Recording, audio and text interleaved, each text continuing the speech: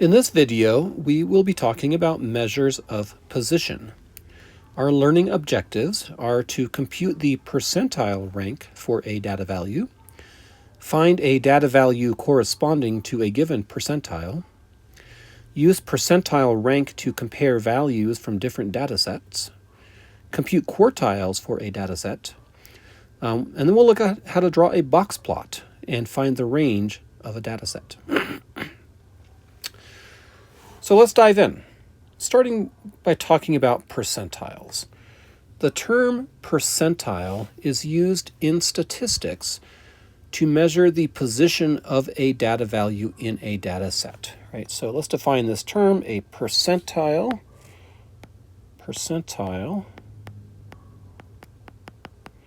or percentile rank of a data value indicates the percent of data values in a set that are below that particular value. For example, a test score that has a percentile rank of 60% means that 60% of all students who took the test scored lower than you did. Percentiles are also used very commonly in healthcare, especially pediatrics. To monitor a child's development, doctors compare the child's height, weight, and head size at a certain age to measurements of other children at the same age. If a child's percentiles suddenly change radically, the doctor might suspect a problem in their development. Percentiles were originally used to analyze data sets with 100 or more values. But when statistical techniques were developed for smaller data sets, the percentile concept came into use for those sets as well. There are several methods that can be used for computing percentiles, and sometimes the answers vary slightly, especially with small data sets. In this section, we will use a basic method that works well for smaller data sets. Let's take a look at an example. Finding the percentile rank of a data value. Suppose that you score 77 on a test in a class of 10 people, with the 10 scores listed below. What percentage of the scores were lower than yours? What was your percentile rank? Okay, so let's figure this out. Now, it's not absolutely necessary to put the data in order when computing a percentile rank, but it surely does help. So let's start there by arranging the data in order from lowest to highest. If I do that, the ordered list becomes 52, 64, 71, 75, 77, 82, 88, 90, 93, 98. Let's make sure I got them all. There should be 10 values. 1, 2, 3, 4, 5, 6, 7, 8, 9, 10. So it looks good.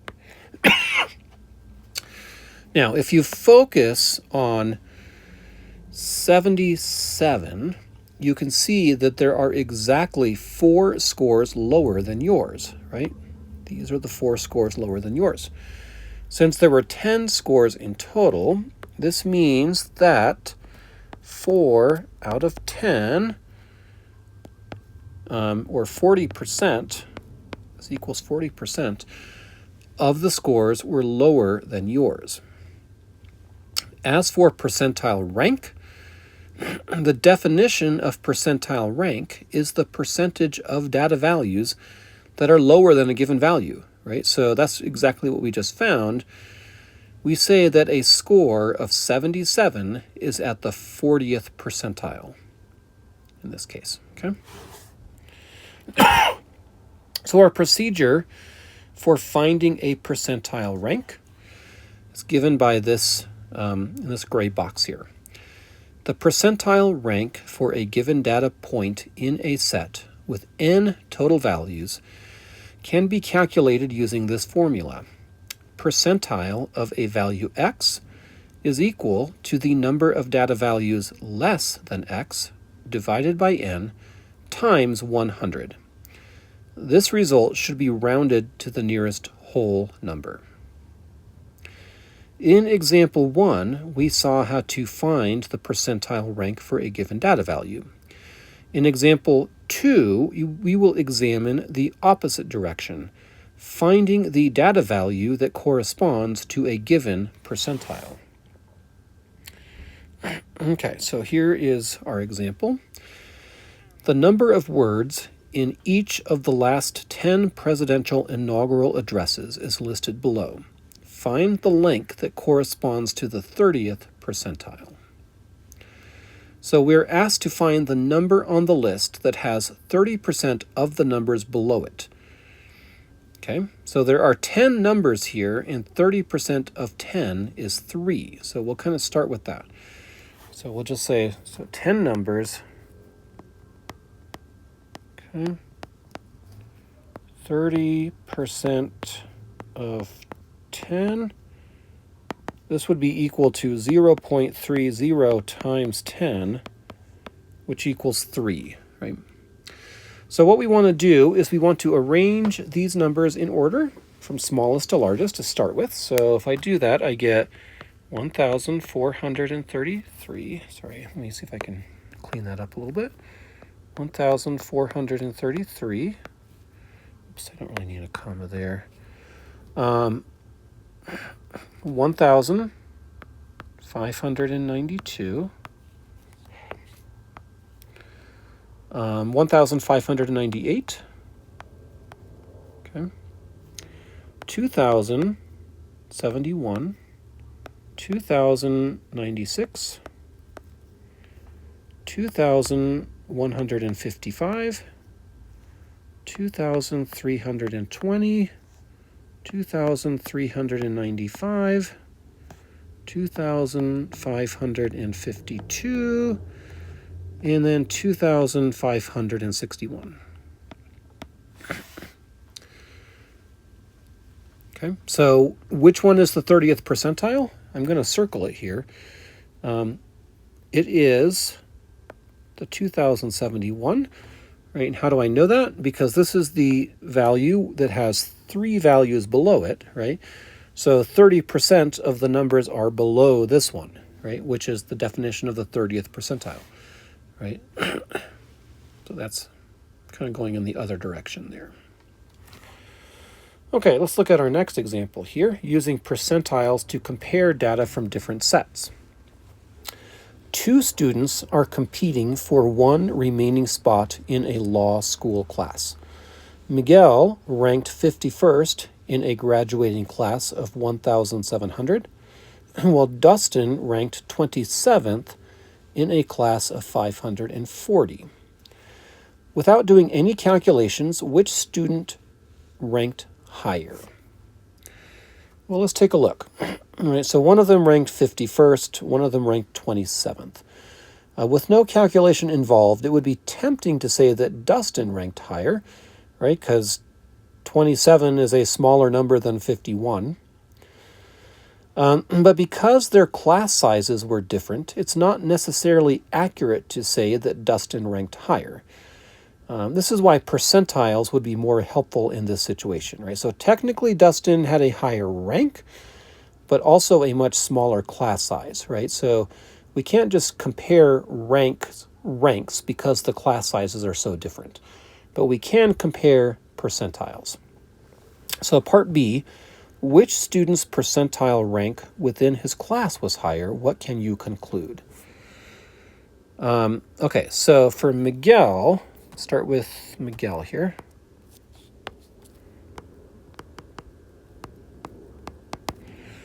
He ranked 51st out of 1,700. So first of all, we want to figure out how many students ranked below him. The number of students ranked below him would be the total number of students, which was 1,700, minus his rank, which was 51, and that equals 1,649. Okay. So there were 1,649 students who ranked below Miguel. So his percentile rank would be 1,649 divided by 1,700.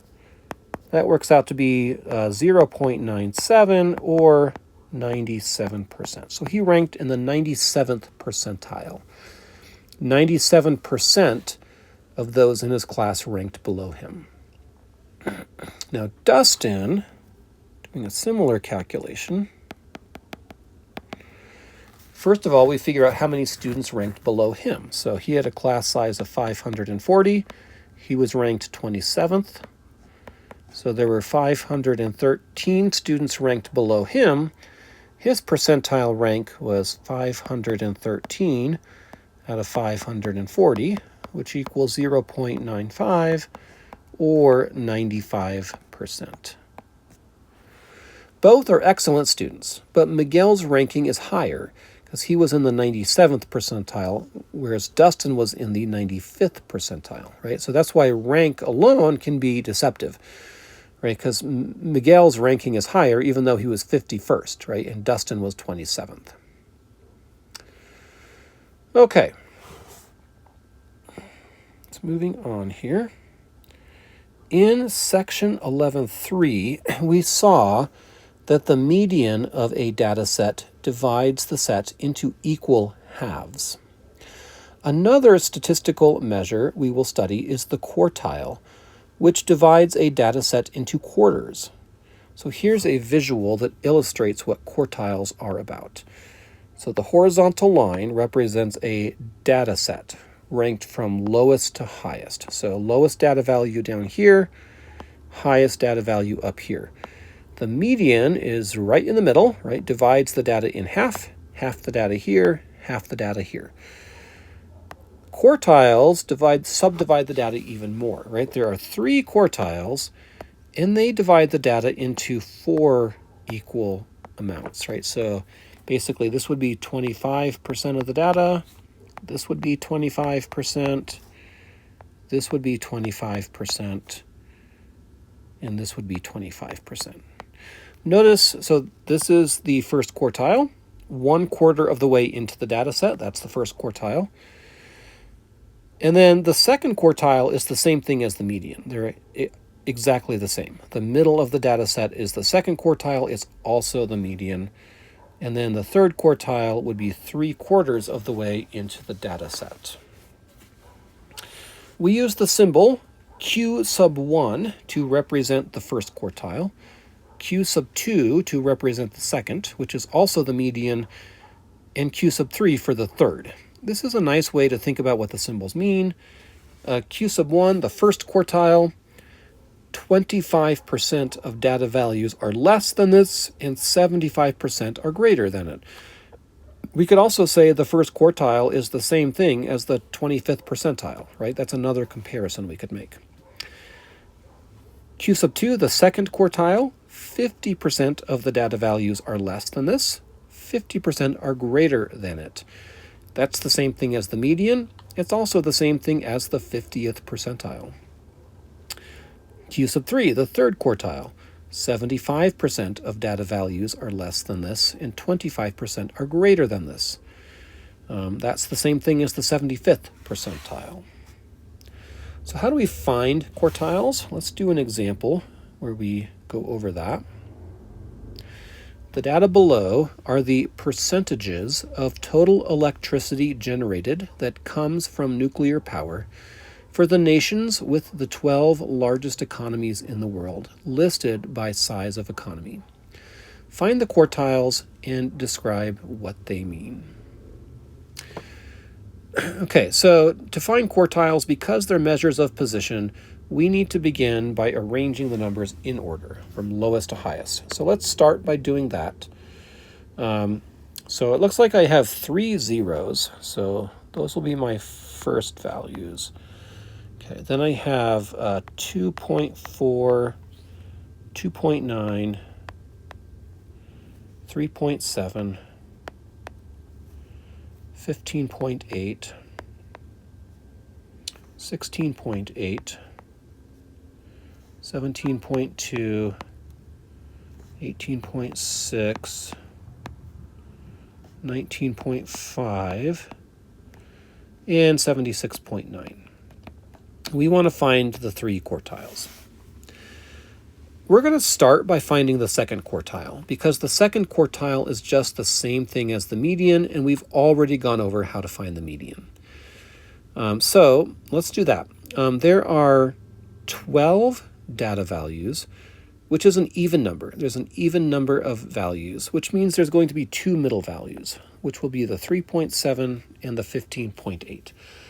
The median, or the second quartile, is found by adding those together and dividing by 2. Okay, so that will be Q sub 2 equals 3.7 plus 15.8, which equals 9.75. Okay. This divides the data set into two halves, with 6 values in the lower half and 6 in the upper half. So basically what we're doing, in fact, let's just do this. Let's put just a kind of a dividing line. Whoopsies. 3.7. Right, that vertical line separates the lower half from the upper half. To find the first quartile, we're just going to find the median of the lower half. That's all we're doing, okay? So for the first quartile, there are 6 values in the lower half of the data, which again is an even number. So we will find the two middle numbers of, again, just the lower half. That would be 0 and 2.4.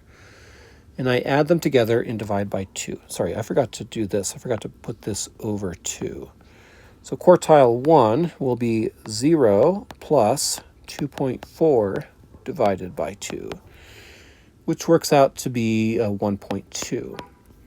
And then finally for quartile 3, I take the median of the upper half of the data. So there are 6 values in the upper half and 2 middle values, which are 17.2 and 18.6. So I add those together and divide by 2 to get my third quartile. Okay, that works out to be 17.9. Okay. So let's just kind of summarize here. The first quartile is 1.2. And this is really a percentage. So it means that nations that get less than 1.2% of their power are in the bottom fourth among the world's largest economies. The second quartile is 9.75, which tells us that nations that get less than 9.75% of their energy from nuclear are in the bottom half. The third quartile is 17.95%. So if a nation gets more than 17.95% of its energy from nuclear, it's in the top fourth in terms of nuclear generation among the world's largest economies. Note, if there is an odd number of values when finding the first and third quartiles, you will, of course, be finding the median of the upper and lower halves of the data set. In that case, include the median in both the upper and lower halves. Okay.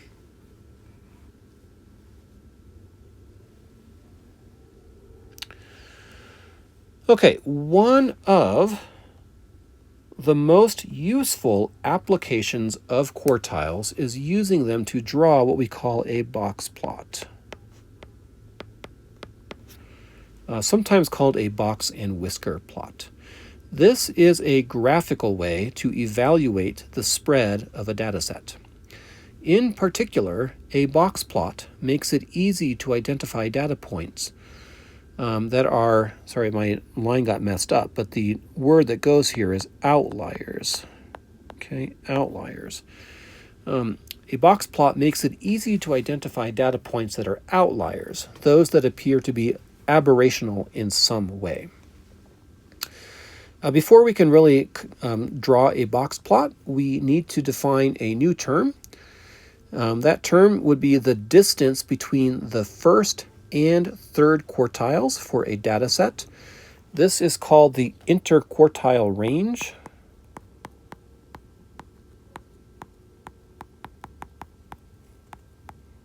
Okay, and it is abbreviated IQR. Okay, so that is the IQR is just equal to quartile 3 minus quartile 1. Data values are considered to be outliers if they are more than 1.5 times the IQR below Q1 or above Q3. Below is an example of a box plot for a group of test scores. So basically what we have is we have the box. The box represents the quartiles. Okay. The left side of the box represents quartile 1. The right side of the box represents quartile 3. The width of the box represents the interquartile range. And then you draw a line, a vertical line somewhere through the middle of the box that corresponds to the second quartile. Notice how the whole thing is placed over a number line, right? So this suggests that quartile 1, 2, 4, 6, 8, looks like these are each 2. So it looks like quartile 1 would be 68. Quartile 2 corresponds to 78. Quartile 3, it looks like maybe to 89. Okay. Then you draw horizontal lines coming off the left and right side of your box. And the line coming off the left side ends at the minimum or the smallest data value, which looks like that might be about 34. And then the line coming off the right side ends corresponding to the largest data value, which looks like that might be about 99. There is a lot of information about the data set here. You can see what all of the quartiles are, at least approximately, right? So quartile 1 here is about 68. Quartile 2 is about 78. Quartile 3 is about 89. The interquartile range is the distance between 89 and 68, which is 21. That's the width of the box.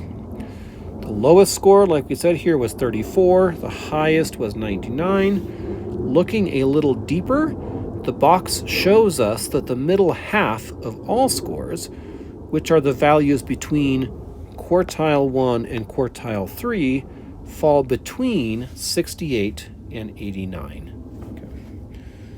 Okay. So that's all information that you can glean by looking at the box plot. Let's sketch another box plot. For this one, we want to draw a box plot for the nuclear power data in example 4, and then use it to answer some questions about the data. The first question, what does the box plot tell us about the data set? And then it says to find any outliers in the data set. Okay. Okay, so in order to sketch the box plot, we need to know the 3 quartiles, and we really need to know the lowest and the smallest value as well. So let's just write those 5 numbers here in order. The lowest value in our data set was 0. The first quartile, again, we found this in example 4. We found quartile 1 to be 1.2. Quartile 2 we found to be 9.75. Quartile 3 we found to be 17.9. The highest value in our data set, that was 76.9. Okay. Like so. Okay, so what we need to do is we need to start by drawing a number line that begins really before the lowest value in the data set and ends after the highest value. So let's sketch a number line. And we'll just start it at 0. And the highest value is 76.9. So let's just go in increments of 10. 10, 20, 30, 40, 50, 60, 70, 80, like that. Okay. So now we're going to draw a box that corresponds to the quartiles. Quartile 1 is 1.2. I'm just going to have to just kind of estimate where this is, but 1.2 is pretty far down here. I'm going to estimate it's right about there. Quartile 3 was 17.9.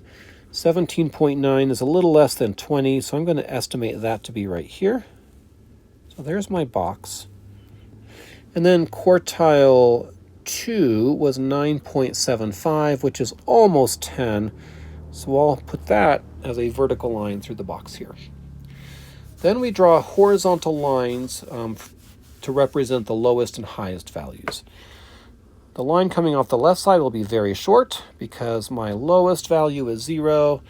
The line coming off the right side will be pretty long because the highest value is 76.9, so almost all the way up to 80 here. So we'll just estimate that to be up there. Okay. So that's my box plot. So if we want to use this to kind of describe the data set, we could say the position of the box shows that most of the values in the data set are on the low end of the distribution, right? Because the box sits way over here to the left side. Half of the values in the data set fall between 1.2 and 17.9. That's the spread of the box right here. And 3/4 of the value in the data set are less than 17.9, right? That's the third quartile. So from here all the way down to here, that represents 3/4 of the data, or 75%. To decide if there are any outliers, we will first need to multiply the interquartile range by 1.5. This is how we find what we call the outlier boundaries. Okay, so the interquartile range, so the IQR, this is equal to Q3 minus Q1, which equals 17.9 minus 1.2, which equals 16.7. Okay. Then I take that and I multiply it by 1.5. So 1.5 times the IQR, that's equal to 1.5 times 16.7. Okay, and that equals 25.05. Next, we subtract this number from the first quartile and we add it to the third quartile. Okay, so quartile 1 minus 25.05. Quartile 1 was 1.2 minus 25.05. This works out to be a negative number, negative 23.85. And then we do quartile 3 and we add that same value, add 25.05. Quartile 3 was 17.9 plus 25.05, and this is equal to 42.95. So these numbers are called my outlier boundaries. Okay, so basically any value in our data set that falls below this number would be an outlier, and any data value that falls above this number would be considered an outlier. Now, there are no negative data values, so there can't be any that are less than this. But there's definitely a value greater than 42.95. So that's the largest value in the data set, the maximum value of 76.9. So 76.9 is an outlier because it falls above my outlier boundary of 42.95. So that pretty much wraps up what I wanted to say about measures of position. So again, we've kind of covered the percentile, the quartiles, and the box plot in this section. So we'll wrap this video up here, but thank you for watching.